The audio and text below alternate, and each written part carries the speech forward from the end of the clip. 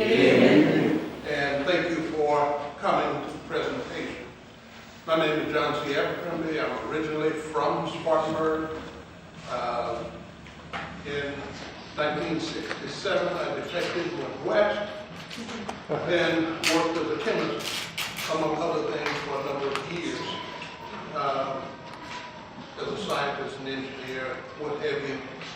And I have driven a train and flown a plane, so I've got lots of experiences on different things.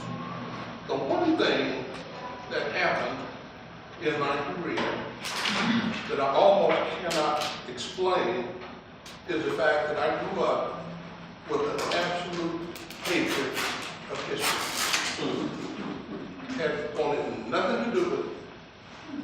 One of the events that probably had something to do with that was the time that my parents visited Stone Mountain, Georgia. It's a Confederate memorial. And when we got there, we were greeted with the most hateful, racist, vitriolic, profanity-laced rant that could be laid on a 6-year-old kid. So I developed a dislike for it. And in school, most of it involved memorization of numbers, places, talked about people I knew that I would never have any contact with at all. So to me, it was just something that I did in order to get by. That changed when I started to find out some of the very interesting information that was available to us.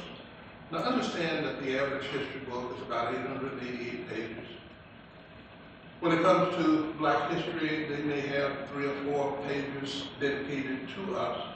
And those pages generally say that we're good in sports and we're good in music.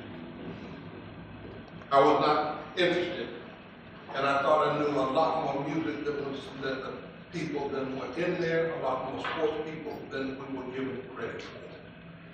And as such, that turned out to be the case. Now, as I talk about Clara Brown, I want you to understand that this is a very remarkable woman.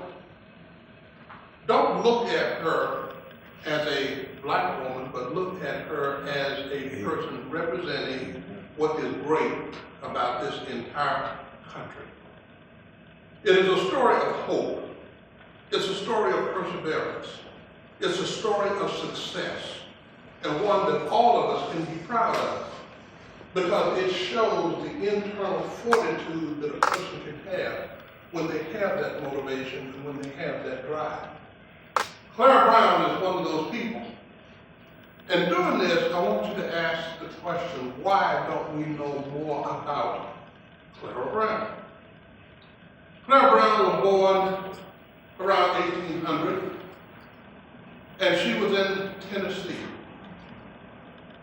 During her lifetime, she was owned by Ambrose Smith. Slaves were currency, so to speak. They were not treated as people. We don't go into what slavery means very much, but today we treat animals with more kindness than we did slaves in days of old. In days of old, they were considered as chattel property. They had as much rights under the law as the chair you're sitting in. If the owner decided to withhold food, no big deal, that's his property. He can do what he wants to with it. As cruel as it may sound, if he wanted to chop off a foot, it's his property. He can do what he wants to. So I think that you can see the contrast that has happened over the period of time. We often think of slavery as just people out in the field picking cotton, and that did happen. One day we may go into what slavery means and some of the other ramifications that we don't often think of. Ambrose Smith sold Clara Brown and sold her to Matthew Brown. Ambrose Smith sold her to Matthew Brown. Many slaves were not able to have families as such, be married and what have you. Clara was fortunate in that she was able to do so. She was able to marry an individual by the name of Richard. And from this union, there was a son, Richard Jr. There was 3 daughters. The youngest daughters were twins, Patricia Ann and Elijah Jane. And they're important. They play an important role in the story that you're going to hear. There's some other situations that come up that you should be also aware of and will come up again. So they were sold to different places. One of the things that slavery involves is you have to dehumanize the people in order to justify the treatment that you give to them. And there were people that said slaves do not grieve. So you can sell them, split the families up, grieve. I wish I had time to tell you about the South Carolinian James Marion Sims, who was, in my opinion, a butcher, not a doctor, but that's not this time, not this place. As we go into the discussion of Clara, she worked for Matthew Brown for 20 years. At the age of 56, Matthew Brown passed. Clara Brown was fortunate in that the children of Matthew Brown wanted to see her free. One of the realities of slavery is that once freed, in most places you have 1 year to get out of the state, or else you could be re-enslaved. You don't know anybody in these other states. You have nobody there. You have no job. But if you want to maintain your freedom, you have to get out of the state. Not the only case that I can tell you about this. But Clara Brown was fortunate in that the children of Matthew Brown found her a job in St. Louis, Missouri. Clara was very industrious. She could do laundry, she could cook, she could sew, and she used her talents and bought or saved enough money to get transportation from St. Louis to Denver, because she had heard that there were many blacks that had moved west and were doing well. They were prospering. Understand that we get to the point where there is even a term, drapetomania. I don't know how many of you understand what this word is or what it means. But it was a mental illness if you wanted freedom. Junk science, but that's what they did. They said that if a slave wanted to be free, that they were mentally ill. And that was the term that was used for it. I guess I suffer from it. But anyway, she is in St. Louis. She hears about this. She wants to go.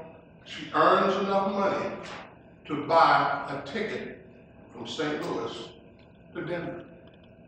Problem is, they will not sell her a ticket because of the color of her skin. So how do you get from here to there? Very wise woman. She watched wagon trains as they were headed west. She looked to see if there was a kindly wagon master who may allow her on one of the wagon trains. And she came across Benjamin Wadsworth. Benjamin Wadsworth was a kindly trail boss of one of these wagon trains and allowed her to come along. The thing that she had to do is she had to cook, which meant she had to get up early. As a cook, she was the last one to go to bed. The distance between St. Louis and Denver is 800 miles. She walked every step. Did this in 7 weeks. One of the hazards of being black, there was a Southerner on the trip, and I'm not doing this because the guy is a Southerner, but he complained vociferously and regularly and loudly because she was even on the trip. These are some of the things that you have to put up with, just as a matter of course. So Clara Brown, we talk about those of us that have Fitbits trying to get 10,000 steps a day. This amounts to almost 30,000 steps per day in addition to the other work that she had to do. Now understand at this time, Clara Brown is almost 60 years old, but she was determined. She goes to the Denver area. She gets a job at a bakery. What does Clara Brown do? Clara Brown buys equipment so that she can do laundry, so that she can do the things that she is well known to do. She actually worked there. She worked in that area for many, many years. She developed a reputation, a very, very good reputation because of what she did. Now, Clara Brown was a Presbyterian, but Clara Brown did not see people the way that many of us look at them. We sometimes look at people, look at the color of their skin, their height, their weight, whether they have any physical disabilities, and whatever to make a decision. Clara Brown, that was only a descriptor, because she believed firmly in God, and that God had created everybody equally. And she operated on those principles all of her life. We have people that say that they do, but if you look at her life, you will see it written on everything that she did, everything that she touched. And that's one of the reasons that she touched me so much, because it showed what people can do when given the opportunity. So many people, I believe, would have succeeded had they had just the slightest chance of opportunity. So what did Clara Brown do? Remember, she had her family split, and one of the things that Clara Brown always did was look for her family. Very, very important to us, regardless of what they talk about in terms of slavery, that we don't grieve. She grieved deeply. But as she was there, she worked. And she had a faith in humanity beyond that which most of us can even comprehend. Because 10 years after she was there, and we're talking about maybe 1860, somewhere between 1860 and 1865, she had $10,000 in the bank. This is next slavery. They have sent her to a place where she knows no one, has no support system, or anything else. That in itself would be a remarkable story. I think you would agree. But the one thing about Clara is she had this faith in humanity. She didn't see color, she didn't see race, she didn't see gender, she didn't see all of the other stuff. She saw God's creatures in front of her, and she worked to help them. She grub-staked people, regardless of any physical characteristic. She opened her house. The first non-denominational Sunday school in that area was in Clara Brown's home. Remember, Clara is a Presbyterian, but there is a Catholic church and 2 Methodist churches that stand today that she donated mightily to. Again, based on principle, not based on on anything. This is what comes from her heart. This is what she does. When people were sick, they were welcomed into her home. This is the type of person that we're talking about. She continued to work. One of her occupations was catching babies, which is what they call midwives.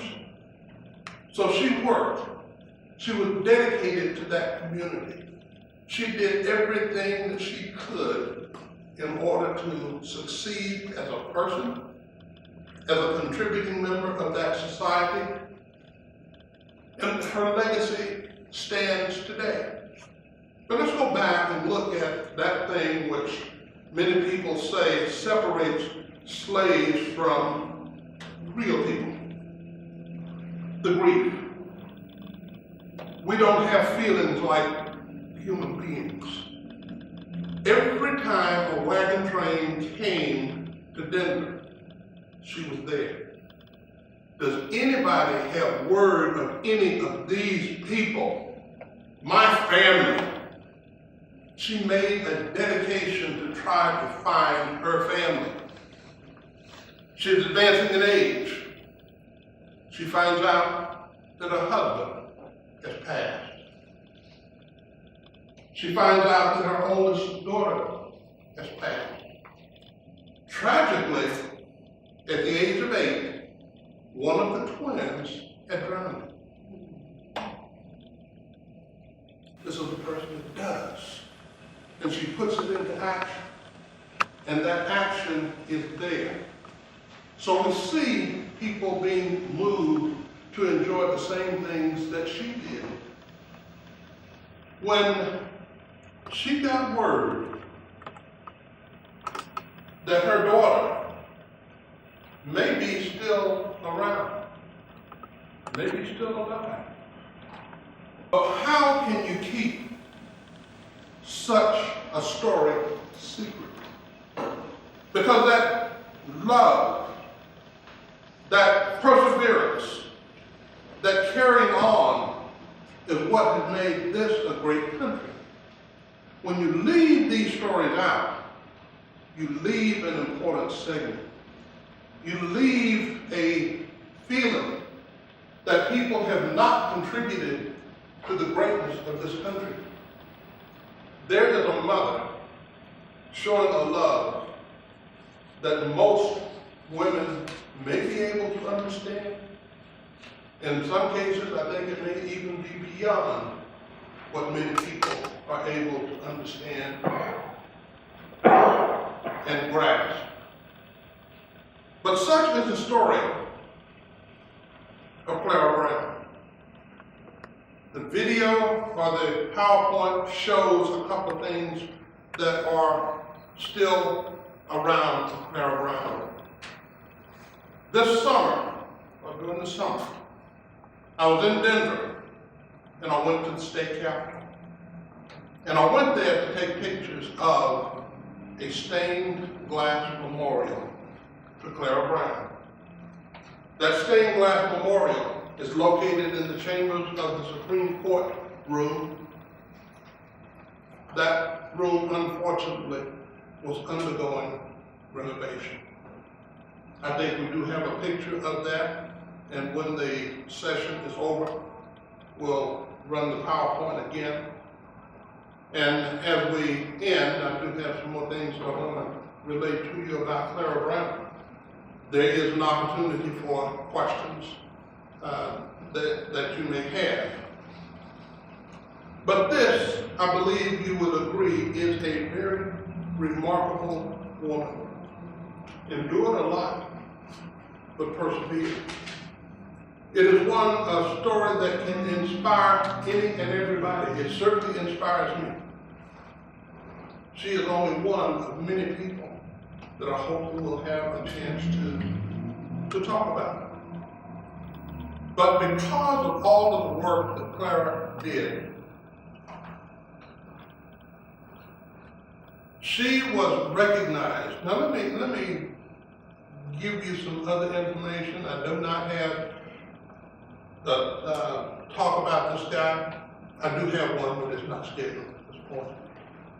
A guy by the name of Barney Lancelot Ford, black man who goes to Denver, Colorado, seeking his fortune as so many people did.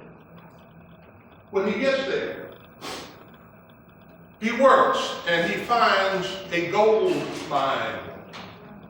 He works the gold mine and he goes to file a claim, only to find out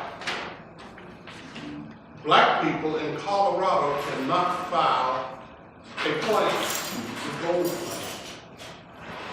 He talked with an attorney who was going to file it in return for 20% of all the profit that came out of that gold mine.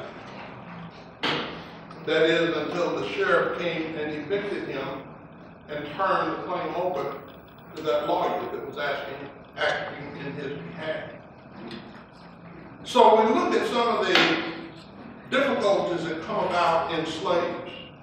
Slaves could not homestead the land that they had taken from the Native Americans. You know, we hear the story, Columbus coming over here. There's nothing but a few savages here. A few? Try 15 million people. So we look at the difficulties that happen, but we see a startling example here of a person who has persevered. The one thing that is remarkable to me, there was a story in the Iowa Plus paper in 1882 about Clara meeting her daughter. On October 23rd, 1885,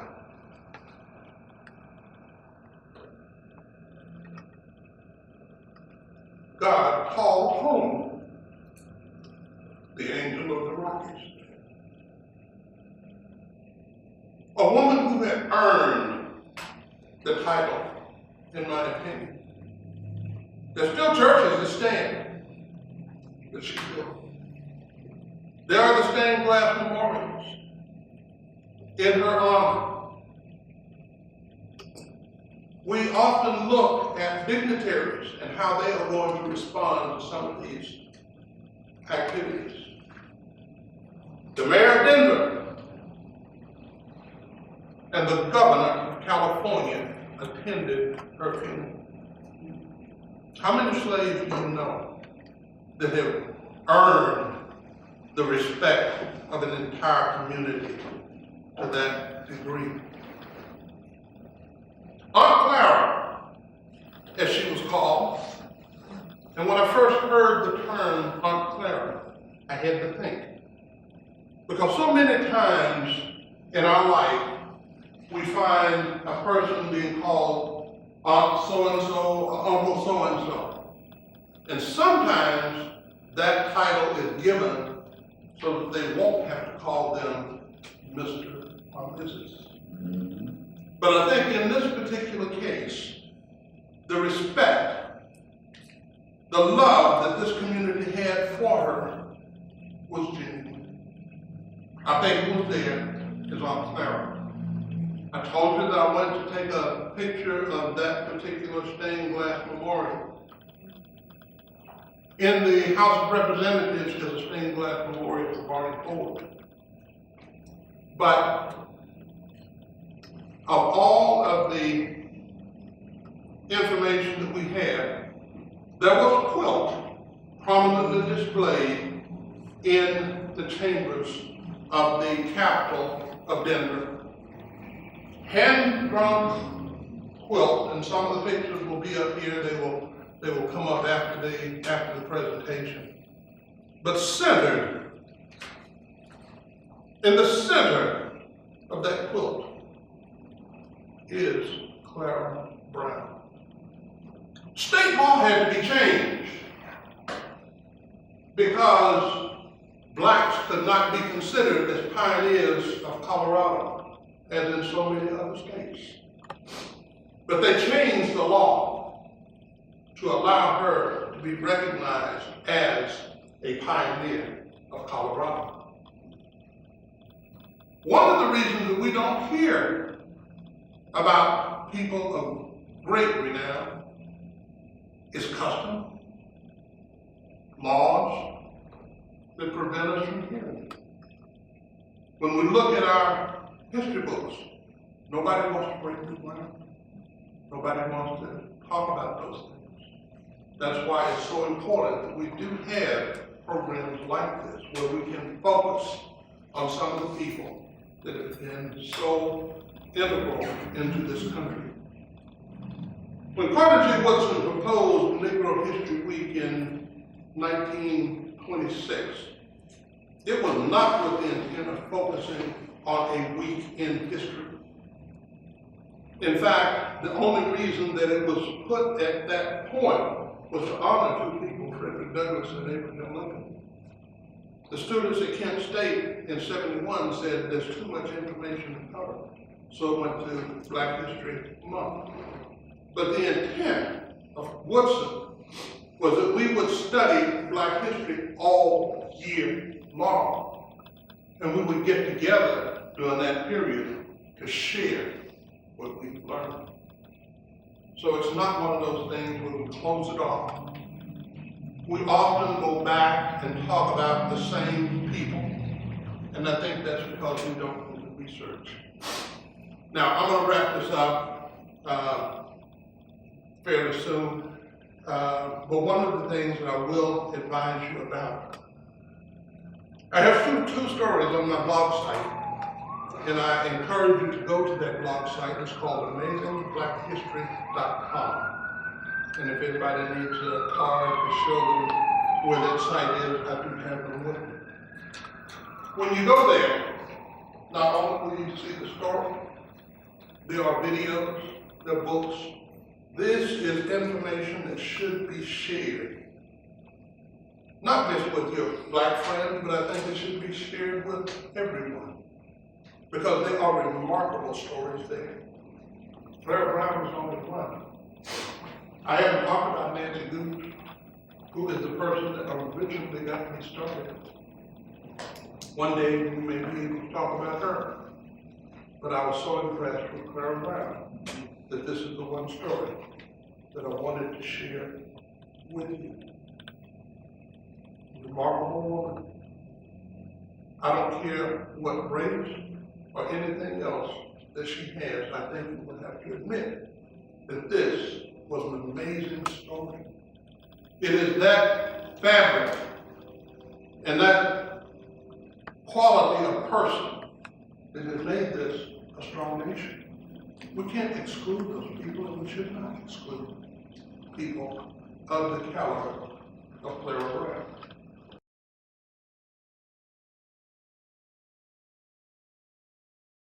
How does a poor Black man compete against a race team which has almost unlimited funds? We'll find out in October. But that is an amazing story. In February, Viola Desmond is that Black woman that you see on the $10 Canadian bill. Why are the Canadians putting a Black woman on that $10 banknote? We'll find out in February. Julian Abel. When you see the movie Rocky, and you see Rocky run up those stairs, that building was designed by Julian Abel. If you go to Duke University and look at the neo-Gothic West Campus, that entire campus was designed by Julian Abel. And he did that 37 years before Duke ever admitted a Black student. There's a lot of history out there, folks. And I hope that you'll come back to some of the other lessons, bring people with you. If you have comments, please let me know, because I hope that we can improve. Some of you have suggestions of people that we may want to cover.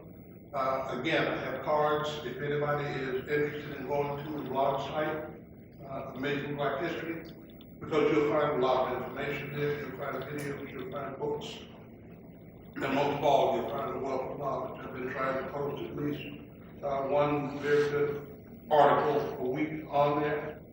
Last February, I posted one a day. next year, among those that are going to be considered a Brown v. Board. Most people don't realize the role that South Carolina played in that important case. Extremely critical, but we'll talk about it. It goes back to Bridget and Sullivan and some of the other things. Most people don't realize that Oliver Brown, as a World War II noted soldier, came back, and in order to send his daughter to school, she had to walk past a white school, walk a mile, and in the dark of morning or the dark of night, walk through an active railroad switching yard to get to a bus to take her to her school. Anyway, we'll talk about some of those things. Anyway, any other questions? Other than that, I really appreciate your kind attention, your comments, and hope that you can again come to the next in the series. I hope that you learned something. Thank you. Thank you.